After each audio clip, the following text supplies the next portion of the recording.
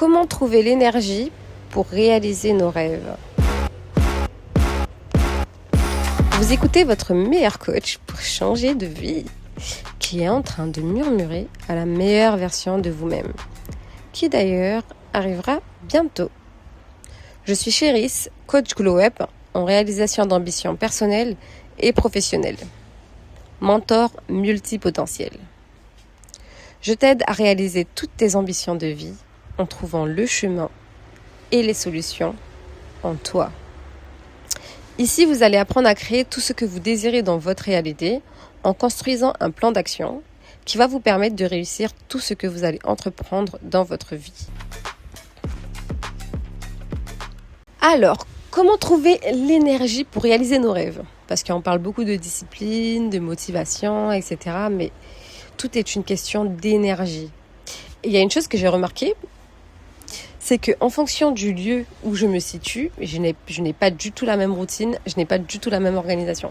Je vais vous faire une petite comparaison simple. Quand je suis en France, je me sens pousser des ailes par rapport à la fraîcheur, donc je me réveille pas à la même heure, mes journées sont pas organisées de la même manière, mon sommeil non plus. Alors qu'en Guyane, c'est différent aussi. Avec la chaleur, donc le climat joue aussi sur l'énergie, sur la routine. Avec la chaleur, j'ai des coups de barre. Avec la chaleur, j'ai des moments où j'ai envie d'être dans un moment détente. Par exemple, en France, si t'as froid, le réveil va être difficile. Tu as envie de rester sous la couette. Ici, il fait chaud, t'as envie d'aller à la plage. Enfin, voilà quoi. En fonction du lieu où je me situe, je n'ai pas du tout les mêmes organisations. J'ai pas du tout le même réveil. Donc le matin, en fonction de s'il fait chaud ou froid. Ensuite, mon après-midi non plus, si je dois faire une sieste ou pas, n'est pas construite de la même manière.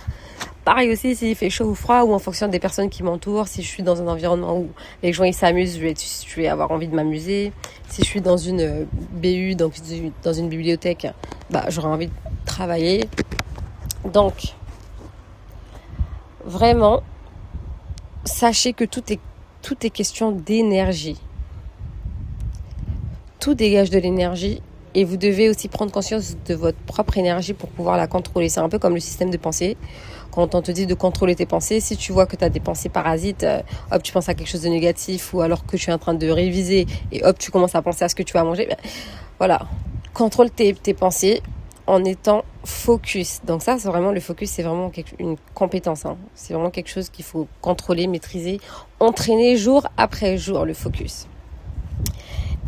Revenons à l'énergie. Donc, comment trouver l'énergie? Et je dis bien trouver, pourquoi? Parce que on a de l'énergie qui nous est revendue chaque jour.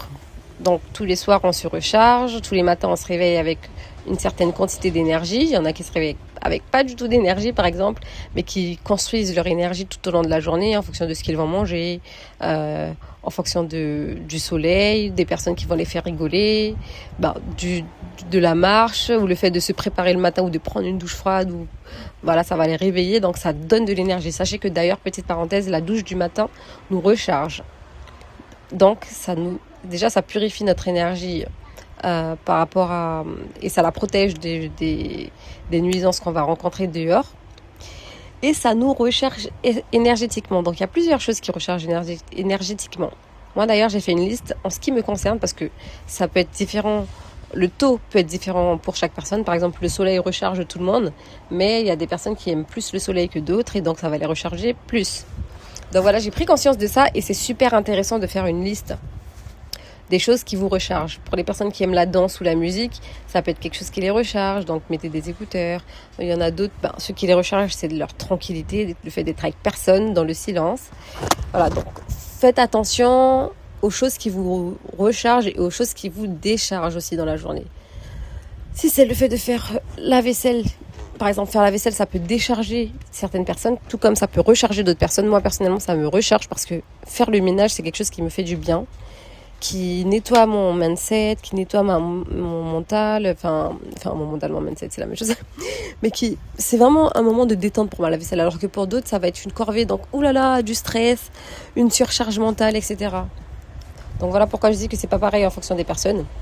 Et où trouver, et c'est justement pour ça que j'utilise le terme trouver, Parce qu'il y a des choses qu'on peut utiliser. Il faut chercher déjà ce qui nous recharge. Pour ensuite, donc vous pouvez tester plein de choses. Tester vraiment, essayer de faire le check-up aussi. Par exemple, aujourd'hui, tester sur la journée d'aujourd'hui en 24 heures. Qu'est-ce qui vous a fait vous sentir plus énergique ou qu'est-ce qui vous a fait vous sentir plus fatigué? Par exemple, il y a des personnes à qui on peut parler qui peuvent nous décharger. On se sent tout à coup fatigué, comme si on lisait un livre. Et il y en a d'autres qui vont nous... peut-être qu'on va être déjà dans un bad mood ou on va être fatigué. Et là, la personne, elle débarque avec son énergie et elle nous stimule. Vous voyez? J'allais dire tu vois, mais ouais, vous voyez. Du coup, trouvez vraiment ce qui interagit avec votre énergie. Et donc, comment trouver l'énergie pour réaliser nos rêves? Vous avez des ambitions, tout le monde a des goals, mais beaucoup d'entre nous sommes bloqués dans la procrastination à cause de cette énergie. Même par exemple, vous avez un goal d'aller à la salle de sport, de perdre 10 kilos, mais vous avez du mal à aller à la salle de sport ou à vous y tenir parce que vous avez la flemme. Donc, il y a quelque chose que je veux dire par rapport à ça. Je vais utiliser directement le troisième terme, parce que ça, je voulais en parler à la fin, mais je vais en parler maintenant. On reprend l'exemple de la salle de sport. Vous pouvez organiser votre emploi du temps en fonction de votre répartition d'énergie. Et ça, je le fais beaucoup avec les mamans solo. Organisez votre journée en fonction de votre répartition d'énergie. Par exemple, si vous savez que vous avez plus d'énergie le matin, vous répartissez les choses les plus importantes de votre journée le matin. Comme ça, vous savez que votre matinée, si elle est checkée, elle est accomplie, votre journée, elle est accomplie. Et l'après-midi, ce sont les choses les moins importantes. Par exemple, on sait que les enfants, ils ont au taquet d'énergie de 13 à 16 heures. C'est le moment propice où on les emmène au parc. Donc, c'est stratégique en fait. Organisez votre journée de manière stratégique en fonction de votre répartition d'énergie. Il y en a qui sont plus énergiques le soir, pardon. Donc, c'est le soir qu'ils étudient. Après le travail, hop, ils rentrent, ils bossent sur leur business ou alors ils étudient le soir. Chaque personne a sa personnalité et c'est pour ça que j'adore mes coachings parce qu'il n'y a pas de formation toute faite. Il n'y a pas de méthode toute faite. Donc forcément, il y a des bases, mais adaptables à chaque personnalité. Et c'est pour ça que mes coachés arrivent avec un grand taux de réussite à leur succès. Parce que c'est adapté à leur personnalité.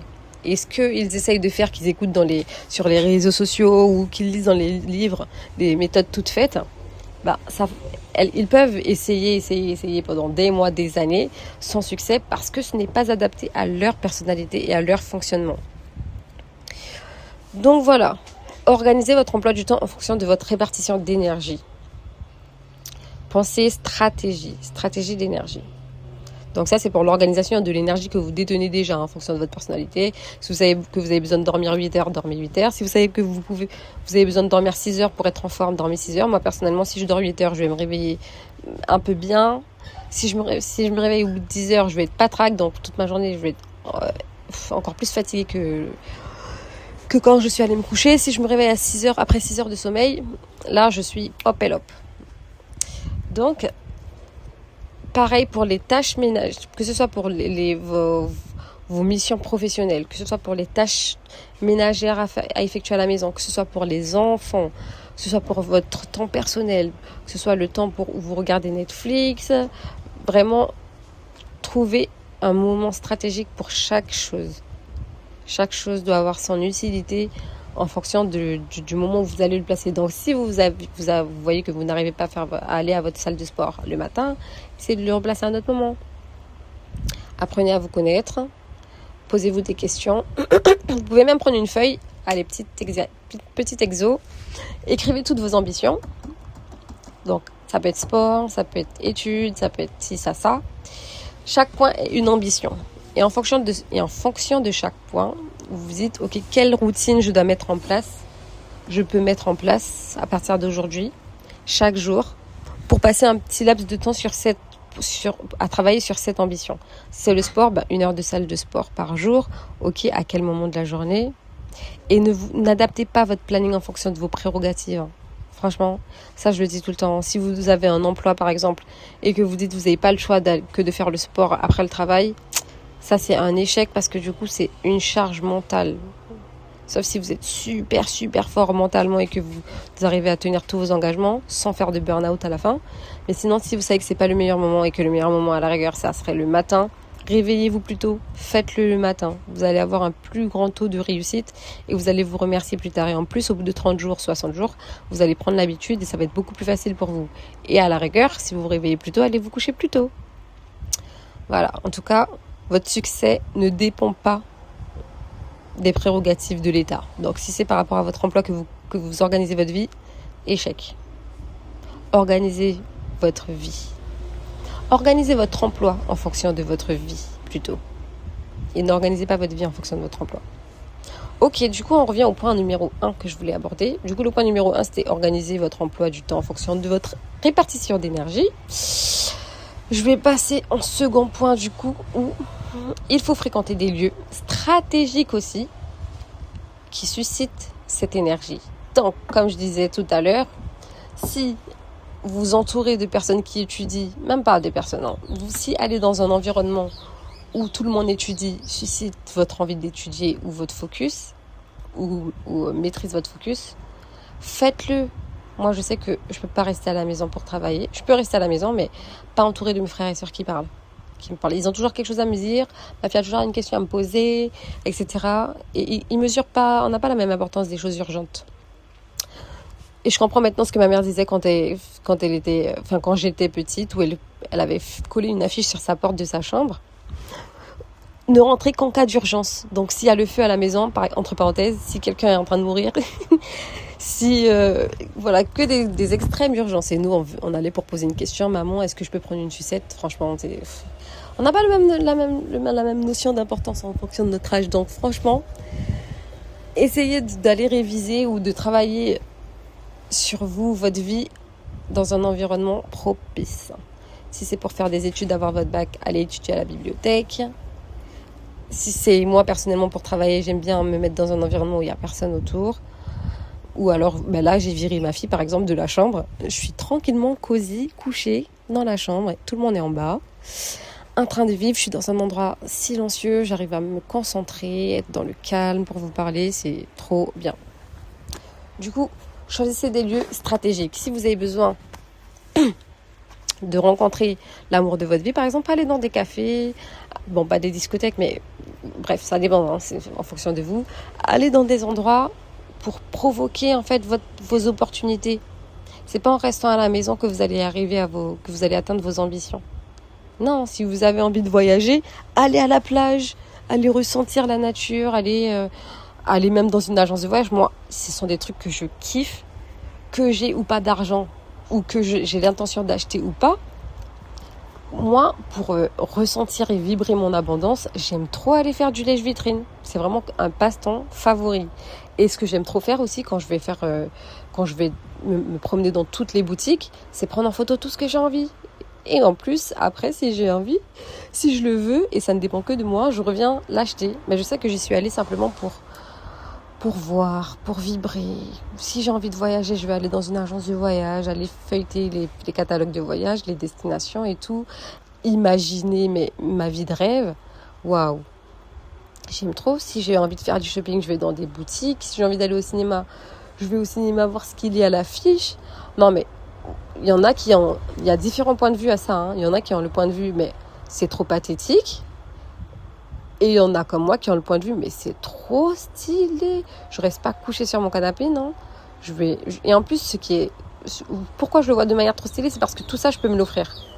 Donc, je vais pas faire du lèche-vitrine en me disant, j'ai pas les moyens, quand j'aurai les sous, je vais acheter. Non, si je veux, je le prends tout de suite. Simplement, j'ai un super contrôle, moi, pour ne pas faire des dépenses inutiles ou de dépenses impulsives, parce que moi, j'ai des ambitions derrière, j'investis, j'ai un plan d'action, etc.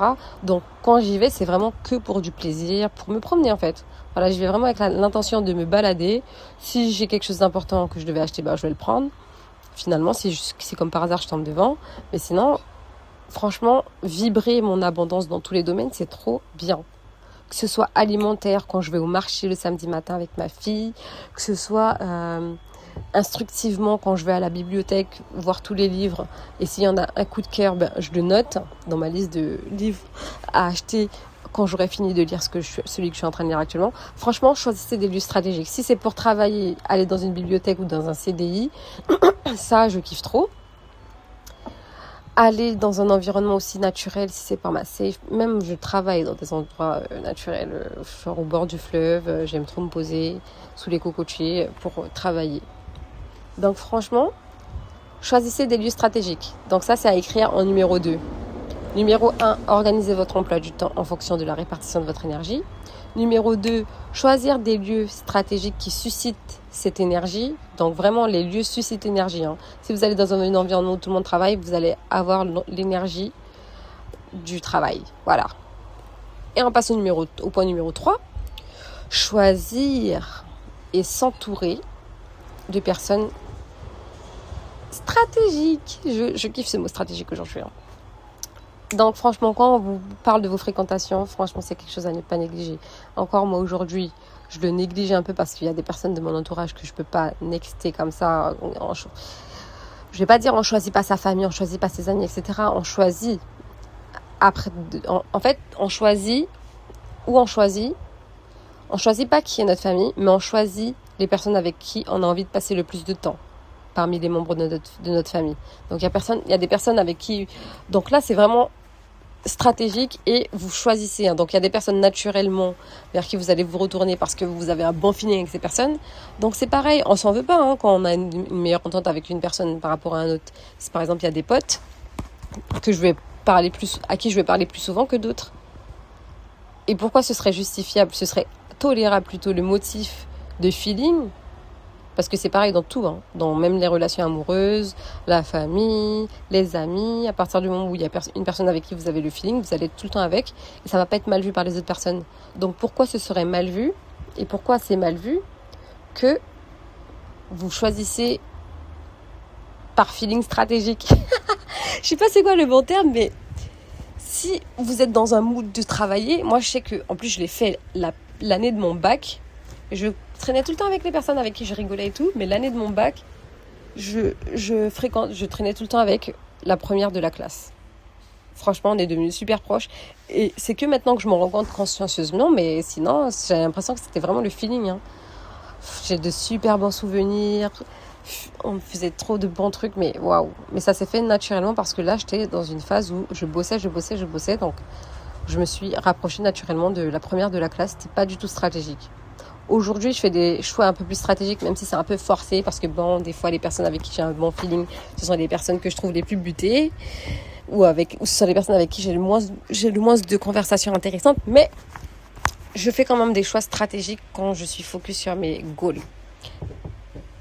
Franchement, choisissez de fréquenter des personnes intéressantes. Si vous êtes dans l'immobilier actuellement, allez rencontrer des personnes qui sont dans l'immobilier, qui travaillent dans l'immobilier ou qui font de l'investissement dans l'immobilier, etc. Faites des réunions. Moi, j'étais dans un groupe WhatsApp où un homme de l'immobilier m'a invité, où on était... il y avait une majorité de mecs, d'ailleurs. J'étais la seule femme, d'ailleurs, maintenant que j'y pense. Et voilà, il a créé un groupe WhatsApp pour faire des réunions. Des réunions où juste, on papote, on échange sur nos savoirs, on se donne des conseils, etc. C'était super instructif, c'était amical. Et franchement, ça éveille ton énergie et tes idées dans cette ambition d'investir dans l'immobilier. Donc, si tu souhaites investir dans l'immobilier, entoure-toi des personnes qui veulent investir et qui ont déjà investi dans l'immobilier pour avancer, apprendre des choses, stimuler ton énergie. Il y a une chose d'ailleurs, j'ai envie de finir sur une bonne note en vous disant une phrase que vous avez déjà dû entendre, c'est que l'univers vous ouvre des portes là où vous dirigez votre attention.